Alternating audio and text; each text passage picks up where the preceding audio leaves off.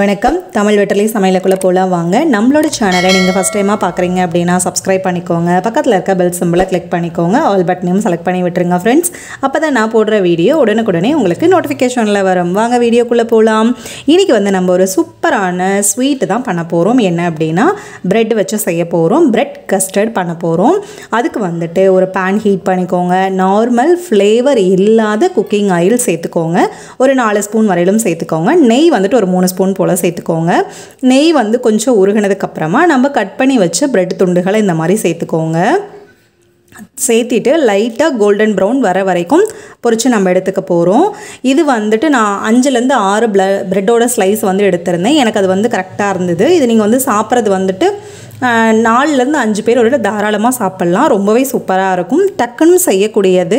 குழந்தைங்க வீட்டில் இருப்பாங்க, இல்லைன்னா ஸ்கூல் முடிச்சுட்டு வருவாங்க. அப்படி இருக்க டைமில் இதை நீங்கள் செஞ்சு கொடுத்தீங்க அப்படின்னா இதை வந்து சூடாகவும் சர்வ் பண்ணலாம். இதை வந்து ஃப்ரிட்ஜில் வச்சு சில் பண்ணியும் நீங்கள் சாப்பிட்லாம். ரொம்பவே சூப்பராக இருக்கும்.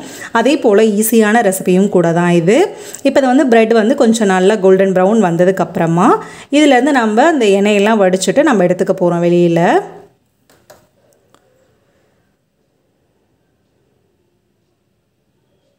அவ்வளோதான், ரெடி ஆயிடுச்சு. இப்போ இதை நம்ம வந்து ஃபில்டர் பண்ணி எடுத்துக்கலாம்.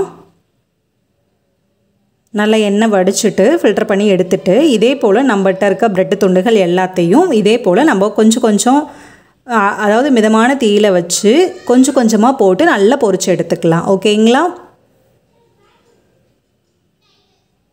பொரிச்சு எடுத்துக்கோங்க. அதுக்கப்புறமா ஒரு பேன் ஹீட் பண்ணிக்கோங்க. ஹீட் பண்ணிட்டு பால் சேர்த்துக்கோங்க. திக்கான பால் எடுத்துக்கோங்க. அதில் கொஞ்சம் பால் நான் தங்க வச்சுருந்தேன் இல்லைங்களா, அதை வந்து ஒரு கப்பில் சேர்த்துட்டு கஸ்டர்ட் பவுடர் வந்து 2 ஸ்பூன் அளவு நான் சேர்த்துருக்கேன்.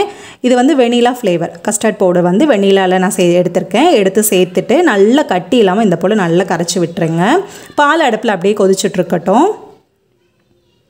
நம்ம இதை கரைச்சி இதை வந்து ரெடி பண்ணி வச்சாச்சு. பாலும் நல்லா சூடானதுக்கப்புறமா இதை வந்து நம்ம கரைச்சி வச்சுருந்தோம் இல்லைங்களா, வெனிலா கஸ்டர்ட் வந்துட்டு பாலில் கரைச்சி வச்சுருந்தோம் இல்லைங்களா, அதை வந்து சேர்த்துக்கலாம். இப்போ நான் சேர்த்துன பாலோட அளவு வந்துட்டு 1/2 லிட்டர் சேர்த்துருக்கேன்.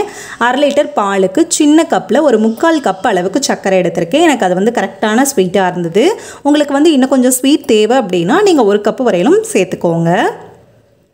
இப்போ இதை வந்து பால் ரெடி ஆயிடுச்சு. அதுக்கப்புறம் சர்க்கரை சேர்த்தாச்சு. சர்க்கரை சேர்த்து நல்லா கலந்து விட்டுருங்க. அந்த சைடில் வந்து ஏடு தங்குச்சு அப்படின்னா உள்ளே எடுத்து விட்டு நல்லா கலந்து விடுங்க. அப்போ தான் நமக்கு நல்லா திக்கான க்ரீமியான பால் கிடைக்கும். நீங்கள் கடையில் பேக்கெட் வாங்கிலேயே திக்கான க்ரீமியான பால் இருக்கும் இல்லையா, அந்த மாதிரி நீங்கள் வாங்கி சேர்த்துக்கோங்க. அப்போ தான் கரெக்டாக இருக்கும். இப்போ வந்து லைட்டாக அந்த கஸ்டர்ட் பவுடர் நம்ம கலந்து வச்சுருந்தோம் இல்லைங்களா, அடியில் அந்த மாவு மாதிரி தங்கி இருக்கும். அதனால் ஒருக்க நல்லா கலந்து விட்டுட்டு கொஞ்சம் கொஞ்சமாக விட்டுட்டே நீங்கள் கரண்டி வச்சு கலந்து விட்டுக்கிட்டே இருங்க. இல்லைன்னா அடுப்புலையும் தங்கிடும், அடியில் போயிட்டு தங்கிடும், இல்லைன்னா கட்டி பிடிச்ச மாதிரி ஆயிரும். இப்போ வந்து அடுப்பை வந்து கொஞ்சம் மிதமான தீயிலே வச்சுக்கோங்க.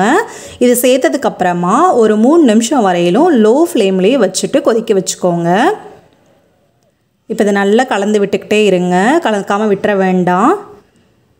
நல்லா கொதிச்சு வரட்டும். கொஞ்சமும் திக்காய் வந்திருக்க பாருங்கள் பால். இந்த ஸ்டேஜ் வர்ற வரையிலும் நம்ம இதை வந்து நல்லா கொதிக்க விட்டுட்ருக்கணும்.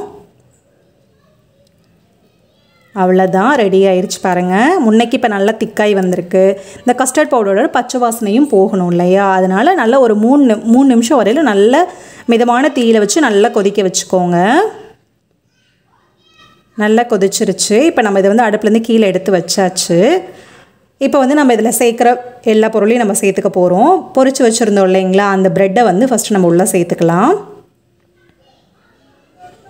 இது வந்து சூப்பரான ஸ்வீட்டு ஏன்னா இது டக்குன்னு செய்யக்கூடிய வேலையும் கூட. வீட்டுக்கு சடனாக கெஸ்ட் வந்துட்டாங்க, இல்லை குட்டீஸ் விருப்பப்பட்டு கேட்டாங்க அப்படின்னா அவங்களுக்கு வந்து இதை வந்து நீங்கள் இப்படி செஞ்சு கொடுங்க. ரொம்பவே சூப்பராக இருக்கும்.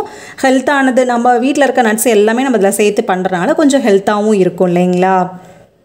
இதை வந்து பாலில் வந்து இப்படி உள்ளெல்லாம் சேர்த்தாச்சு. ப்ரெட்டெல்லாம் உள்ளே சேர்த்ததுக்கப்புறமா நல்லா உள்ளே மூழ்கிற அளவு சேர்த்துக்கோங்க.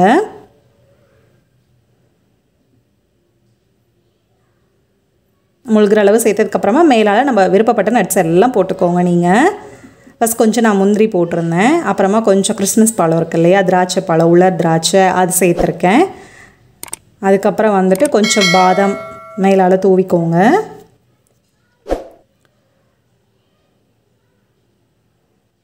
அடுத்தது கொஞ்சம் பிஸ்தா போட்டுக்கலாம். இதில் வந்து நீங்கள் மாதுளம்பழம் சேர்க்கறதா இருந்தாலும் சேர்த்துக்கலாம், இல்லைனா டூட்டி ஃப்ரூட்டி, உங்கள் விருப்பம், உங்கள் டேஸ்ட்டு.